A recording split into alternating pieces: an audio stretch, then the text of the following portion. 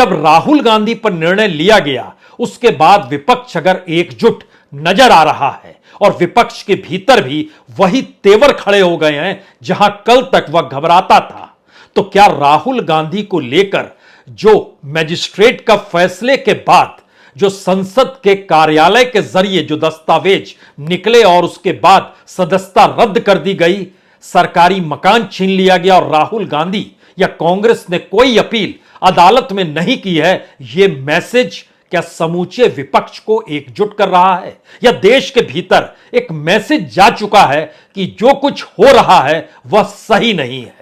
और यही वो परिस्थितियां हैं जिसमें समूचा विपक्ष अपने अपने वोट बैंक को जो समेटे हुए है वो छत्रपों के तौर पर ही क्यों ना हो,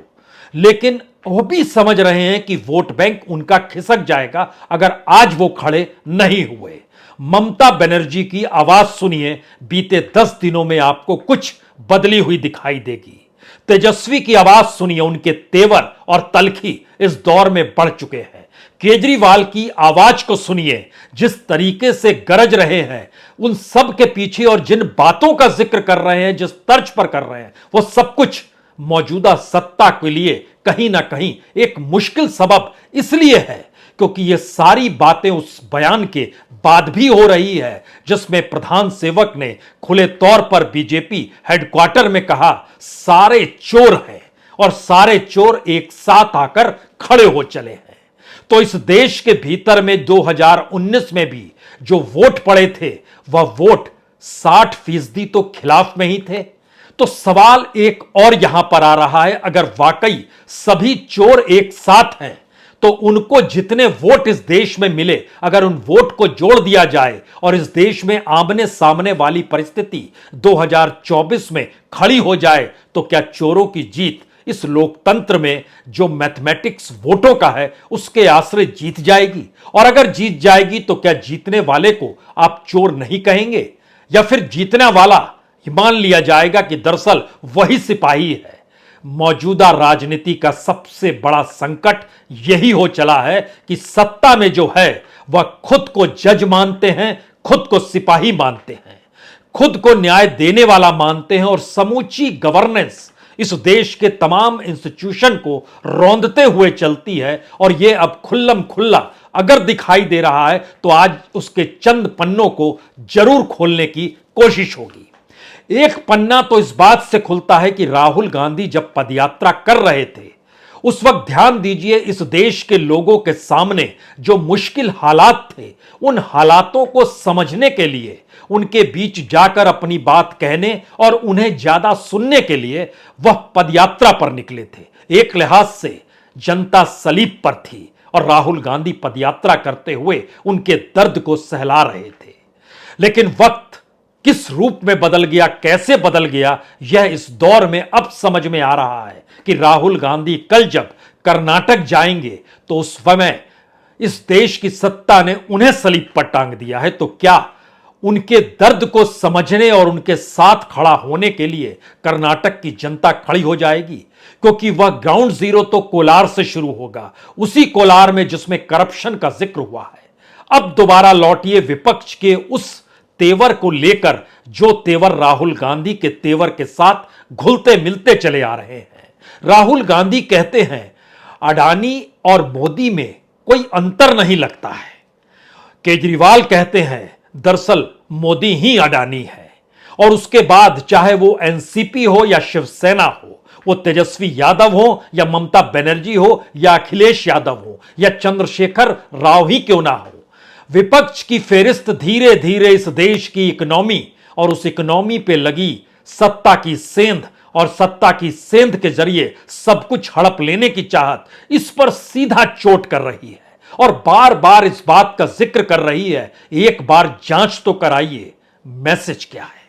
मैसेज दरअसल इस देश में राजनीतिक जमीन जिस परसेप्शन से बढ़ती है उस परसेप्शन को मोदी सत्ता ने 2014-15 में ही पकड़ लिया था और उसी परसेप्शन को बनाने के लिए समूचा मीडिया लग गया। मीडिया को धीरे धीरे अपनी गिरफ्त में लिया गया। जो पैसे से माने वो पैसे से माना, जो डर से माने वो डर से माना, जो इन सब के बीच खौफ पैदा करते हुए उनके करप्शन और उनकी फाइल बनाने तक की परिस्थिति में लाकर खड़ा कर दिया गया, उससे माने तो वह भी माने। और इसी प्रक्रिया में जब मीडिया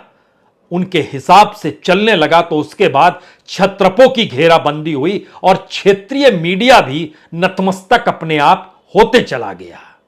यानी भारत की राजनीति में जो बुलबुला 2014-15 में रचा गया, उसकी पराकाष्ठा 2024 में होनी है, लेकिन उसकी पराकाष्ठा संयोग से 2023 में ही नजर आने लगी। और जो फैसले हुए और उसमें भी संसद को लेकर फैसला करना, इस देश के भीतर पार्लियामेंट के भीतर हंगामा शोर और सत्ता की सियासत कैसे चलती है, यह किसान रिफॉर्म को लेकर जो जिक्र सत्ता करती है, प्रधान सेवक ने किया कि हम तो किसानों के रिफॉर्म की दिशा को लेकर 3 कानून लेकर आए थे। लेकिन ध्यान दीजिए, वह 3 कानून को लेकर राज्यसभा में बहस नहीं हुई। वहां बैठे डिप्टी स्पीकर हरिवंश, जो एक वक्त खुद पत्रकार रहे हुए हैं, चंद्रशेखर के करीब रहे हुए हैं, वह भी जनता दल यूनाइटेड से निकल कर आए और जनता दल यूनाइटेड के नेता नीतीश कुमार अपने तौर पर कहते हैं कि दरअसल विपक्ष को एकजुट हो जाना चाहिए और उस जनता दल यूनाइटेड की सीट से जो राज्यसभा के डिप्टी स्पीकर हैं वह अभी भी बने हुए हैं। सियासत के इस खेल के भीतर हो सकता है नीतीश कुमार की एंट्री दिल्ली में इसीलिए ना हो पाई हो, लेकिन इस प्रक्रिया ने 3-4 बड़े सवालों को इस देश के सामने खड़ा कर दिया है। पहला सवाल तो यही है, क्या इस देश की जनता के भीतर का जो वोटर है, कल तक जिस धारा में बह रहा था, अब उस धारा से इतर वह सोचने लगा है? उस धारा में 3 तबके पर आपको ध्यान देना होगा। पहला तबका मुस्लिम है। मुस्लिम बीजेपी के साथ खड़ा नहीं होगा, बीजेपी मुस्लिम को पनाह देती नहीं है। दूसरा तबका इस देश का मिडिल क्लास है। मिडिल क्लास के ऊपर जितना बोझ इस दौर में बांधा गया, और देखिए इस दौर में चर्चा तो 8th पे कमीशन की होनी चाहिए थी, पुराने पेंशन को लेकर चर्चा होनी चाहिए थी, महंगाई या कहे रेपो रेट जिस लिहाज से बढ़ा और ईएमआई कॉस्टली होती चली गई उस पर चर्चा होनी चाहिए थी, लेकिन सरकार ने उन्हें खारिज कर दिया। यानी इस देश के भीतर सिविल सोसाइटी का खत्म होना, इस देश के भीतर में मिडिल क्लास को लोअर मिडिल क्लास या गरीबों की तादाद और उसकी कतार में लाकर खड़ा कर देना, ऐसी परिस्थिति बनी। तो मुस्लिम, मिडिल क्लास, और तीसरी परिस्थिति है इस देश के अपर कास्ट के भीतर। बीजेपी अपने तौर पर अपर कास्ट के रूप में खुद को दिखाती है, आरएसएस भी खूब ढोल पीटता है, लेकिन बीजेपी की समूची राजनीति ओबीसी के इर्द गिर्द और सोशल इंजीनियरिंग का जो ताना बाना उसने बुना उसको समेटे हुए है। और इसी प्रक्रिया में अगर आप ध्यान देंगे तो कहीं ना कहीं मंडल और कमंडल का जो युद्ध था, 1989 का हम जिक्र कर रहे हैं, जब वीपी सिंह की सरकार थी और मंडल लागू किया गया था, उस वक्त कमंडल के आश्रय बीजेपी चली थी। आज की तारीख में वो हाथों में कमंडल लेती है, जुमा पर मंडल लेती है। इस सियासत में विपक्ष में वह सेंध लगाने की दिशा में आ गई, लेकिन क्या उसकी पराकाष्ठा 2022 में पूरी हो चली है? क्योंकि पहली बार उस इकोनॉमी ने, जो ये इकोनॉमी चौथे पिलर के तौर पर है, मुस्लिम, मिडिल क्लास और उसके बाद मंडल यानी ओबीसी, और चौथा हिस्सा उस पूंजी का है जिस पूंजी के आश्रय खेल कॉरपोरेट को लुभाते हुए और साथ जोड़ते हुए सत्ताधारी बीजेपी ने इस दौर में सब कुछ पाया है। लेकिन फिर वही सवाल विपक्ष इससे पहले यह सवाल कर नहीं रहा था। ध्यान दीजिए, इस दौर में विपक्ष ईवीएम का जिक्र नहीं कर रहा है, वह उस नब्ज को पकड़ रहा है जिस नब्ज का ताना बाना बीते 9 बरस में मोदी सत्ता ने इस देश के भीतर अपने प्रचार प्रसार के जरिए रचा है। और वो प्रचार प्रसार हमेशा कहीं ना कहीं एक ऐसे सॉफ्ट एस्पेक्ट में निकल कर आता है जो कि शॉक ऑब्जर्वर का काम इस देश की राजनीति के भीतर करता है। और यह किसी को पता नहीं चलता है कि इस देश में जीत कैसे एक पॉलिटिकल पार्टी की होती चली जाती है, लेकिन दूसरी तरफ इस देश की तमाम नीतियां अपने तौर पर आम आदमी को हैरान और परेशान किए हुए हैं। तो क्या आंदोलन इस देश की ताकत के तौर पर खत्म हो गए? कोई भी कहेगा आर्थिक पक्ष इस दौर में मजबूत हुआ, लेकिन नीतियों के आश्रय जब देखिएगा तो आर्थिक पक्ष अगर इस दौर में आम लोगों से हट चुका है और हर समाज के भीतर जो आरएसएस से जुड़ा है, जो बीजेपी से जुड़ा है, जो सत्ता के करीब है, उसके पास तो पैसा आ रहा है, लेकिन बाकियों के पास वह कुछ भी नहीं जा पा रहा है, तो मुश्किल हालात उस करप्शन को पैदा कर चुके हैं जो करप्शन सिस्टम में तब्दील हो गया। यह आवाज भी पहली बार आपको विपक्ष के मूड से अलग अलग रैलियों में सुनाई देगी। यानी मोदी सरकार करप्ट है कोई पहले कहता नहीं था, अब आवाज सुनाई देने लगी है। मोदी सरकार कॉरपोरेट की रक्षक है और उसमें मित्रों को लेकर ही नहीं बल्कि उन्होंने अपनी पूरी पॉलिसी को ही इसी रूप में निर्धारित किया है जहां कॉरपोरेट का हित सदे पहले कम बोला जाता था, अब खुलकर बोलने की स्थिति में इस देश का विपक्ष आ चुका है। राजनीतिक और सियासी तौर पर क्या इसके इस समझ को मान लिया जाए कि दरअसल जिस राजनीतिक जमीन पर मोदी खड़े थे वह कहीं ढहढहा तो नहीं रही है, और उस राजनीतिक जमीन के ढहढहाने का जो नया नया प्रयोग है अब सिवाय इसके नहीं बच पा रहा है कि आज उन्होंने भोपाल पहुंच के 11वीं वंदे भारत को झंडी दिखा दी, या लगातार इस बरस 8 बार कर्नाटक की यात्रा कर आए। बीते 7 महीनों में मध्य प्रदेश को लेकर भी उनकी यात्राओं का सिलसिला लगातार जारी है। तो क्या इस देश की गवर्नेंस उस राजनीति को ही देख रही थी जो चुनावी जीत के लिए प्रधानमंत्री की मौजूदगी को बहुत शानदार तरीके से जश्न में तब्दील करती थी? हो सकता है, लेकिन सवाल है ये हो सकता है वाला आलम पहले था जब विपक्ष के भीतर की जुबान बंद थी। ईडी दरवाजे पर, सीबीआई दस्तक दे रही है, आईटी के अधिकारी लगातार पहुंच रहे हैं। इसलिए ध्यान अगर आप दीजिएगा तो किस रूप में इस देश की समूची परिस्थितियों को कॉरपोरेट के अनुकूल इन एजेंसियों के जरिए कैसे किया गया, यह भी पहली बार खुले तौर पर प्रधान सेवक को कटघरे में खड़ा करने से कोई कतरा नहीं रहा है। जीवीके, जिसके पास अंतर्राष्ट्रीय हवाई अड्डा मुंबई का छापा पड़ता है और वो हवाई अड्डा शिफ्ट अडानीज के पास। कृष्णपट्टनम पोर्ट आंध्र प्रदेश का, कैसे उनके यहां छापा पड़ता है, उसके बाद वह पोर्ट भी एक झटके में अडानीज का। कैसे इस देश के भीतर में एसीसी और सीमेंट की जो दूसरी इंडस्ट्री थी, दोनों को कैसे लिया गया, अंबुजा और एसीसी को, उनके यहां किसने छापा मारा, तमाम दस्तावेज है। यहां तक कि मीडिया के दायरे में भी आकर खड़े हो जाइएगा तो क्विंट में छापा पड़ना, क्विंट का अडानीज के पास जाना, एनडीटीवी पर छापा पड़ना, एनडीटीवी का वहां चले जाना अडानीज के पास। यह एक ऐसा सिस्टम इस देश में चल रहा था जिस पर विपक्ष चुप्पी साधे हुए था। लेकिन राहुल गांधी जब खड़े हुए, और राहुल गांधी इस रूप में खड़े हुए कि मैं माफी नहीं मांगूंगा, और माफी मांगने की एवज में नहीं मांग रहा हूं तो कुछ भी कहूंगा तो पार्लियामेंट में कहूंगा, और इस देश के भीतर अगर पार्लियामेंट में ही बोलने की इजाजत नहीं है तब तो सवाल लोकतंत्र का है, और लोकतंत्र कटघरे में है। यह सवाल इससे पहले विपक्ष नहीं बोलता था, कांग्रेस और राहुल गांधी जरूर कहते थे, लेकिन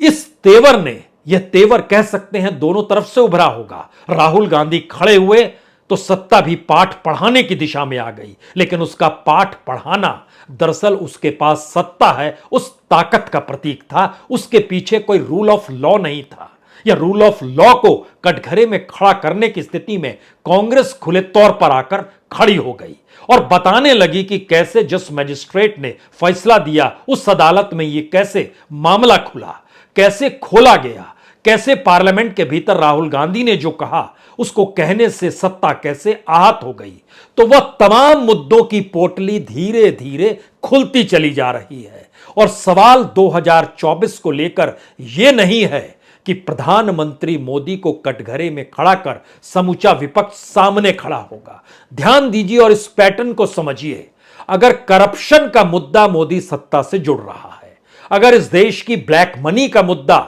मोदी सत्ता से जुड़ रहा है, अगर दुनिया भर में जो डील हो रही है राफेल से लेकर और बाकी माइंस को लेकर, हथियारों के समझौतों को लेकर, पोर्ट्स को लेकर, पावर सेक्टर को लेकर, उसके पीछे अगर मोदी सत्ता कहीं कटघरे में है और इन सवालों के दायरे में इस देश के भीतर जो इकोनॉमिक तरीके से कॉरपोरेट के हित में जो भी फैसले लिए गए और उससे जो परेशानी मुश्किल लोगों के साथ हुई, यहां तक कि कोर सेक्टर भी अभी भी उस रास्ते नहीं आ पाया है जिस रास्ते उसे होना चाहिए। और उसके बाद नए नए उपाय, चाहे रुपए में एक्सपोर्ट कीजिए, चाहे न्यू एक्सपोर्ट पॉलिसी बनाइए, चाहे एजुकेशन सिस्टम खत्म करके इस देश में न्यू एजुकेशन सिस्टम लाने का ऐलान कर दीजिए। पटरी पर चीजें नहीं आ रही और ये मुद्दे अगर उफान पर हैं तो सवाल सिर्फ मोदी का नहीं है, सवाल सिर्फ प्रधान सेवक का नहीं है, सवाल उस गवर्नेंस का है कि उसका ताना बाना बीते 9 बरस में कैसे बनाया गया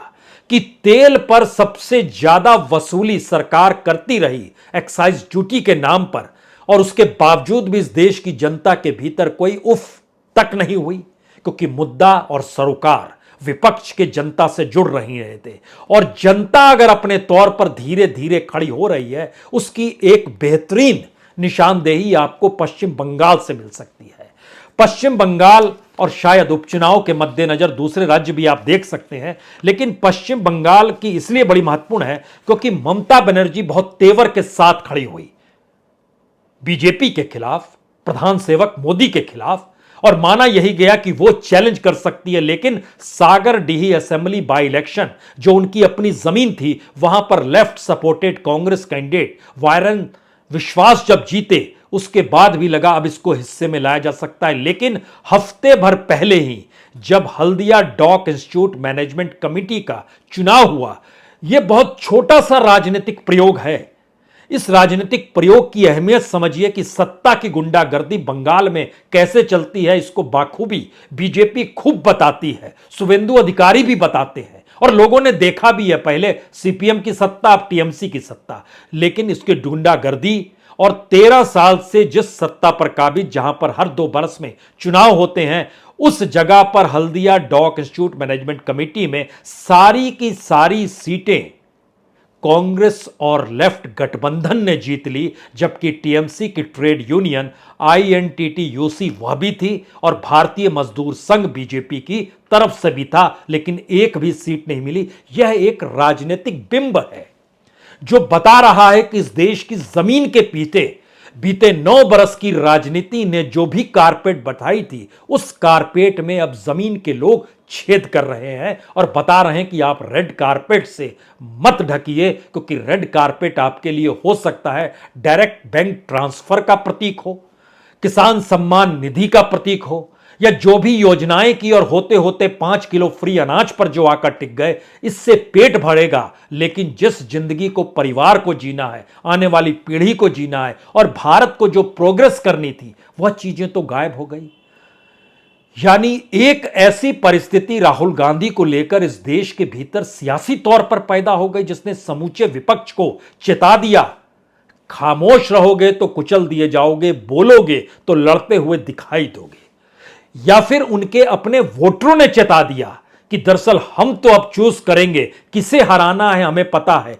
पता है कि इस देश की राजनीति में जितना पैसा, जितनी पूंजी आ गई है, उसमें विपक्ष बीजेपी के सामने खड़ा हो नहीं सकता है। तो जनता ही धीरे धीरे खड़ी हो रही है, और जनता का मैसेज और उसके भीतर का परसेप्शन अब जिस तरीके से तमाम विपक्षी पॉलिटिकल पार्टीज और इनके नेता के भीतर भर रहा है, यह मैसेज बहुत साफ है कि एक जमीन पर हरकत बहुत साफ तौर पर दिखाई देने लगी है। और इन सब के बावजूद भी बीजेपी अपने 56 इंच को घटाने बढ़ाने से कैसे बाज आएगी। तो जो सूरत में हुआ, उसके ठीक समानांतर सुशील मोदी पटना के कोर्ट में चले गए और बार बार माइक पर आकर बोलने लगे, देखिए यह मानहानि का मामला, उन्हें पटना भी आकर जवाब देना पड़ेगा। एक कदम आरएसएस के एक कार्यकर्ता और बढ़े। यह कुरुक्षेत्र में जब राहुल गांधी ने 21वीं सदी के कौरव का जिक्र किया था और कहा था कि आज के कौरव खाकी पैंट पहनते हैं, तो इस पर आरएसएस के कार्यकर्ता कमल भदौरिया जो हरिद्वार के हैं, उन्होंने भी वहां दरवाजा खटखटा दिया और कहा कि दरअसल यह मानहानि का मामला है। तो राजनीतिक तौर पर कदम पीछे बीजेपी कैसे ले या उनका एजेंडा पीछे कैसे जाए, और दूसरी तरफ विपक्ष भी अब जिस लिहाज से खड़ा हो गया है और राहुल गांधी जिस तेवर के साथ अब कर्नाटक के चुनाव प्रचार में उसका असर देखना चाहते हैं। यह घटनाक्रम अगर राहुल गांधी को जेल तक ले गया तो कल्पना कीजिए कि जेल के बाद जब वो पदयात्रा इस देश में निकालेंगे, क्योंकि जैसे ही अदालत में जाएंगे वह जेल खत्म हो जाएगी, तो पदयात्रा जब उसके बाद निकलेगी तो क्या यह स्थिति आपको वाकई फिर से इमरजेंसी और जेपी की याद तो नहीं दिला रही है? बड़ी दूर की गोटी है, लेकिन यह देश हमेशा आंदोलन को खोजता है, एक नेता को खोजता है। एक नेता उसने खोजा था 2014 में, लेकिन अब वो बुलबुला 2013 में घटाटोप हो चला है। नई परिस्थितियां वाकई क्या पनप रही है, और यह तेवर सत्ता के लिए, सत्ता के डगमगाती हुई परिस्थिति के बीच सत्ता को ही लाकर खड़ा तो नहीं कर चुके हैं? प्रधान सेवक की चिंता इसी बात को लेकर है। बहुत बहुत शुक्रिया, बहुत बहुत शुक्रिया।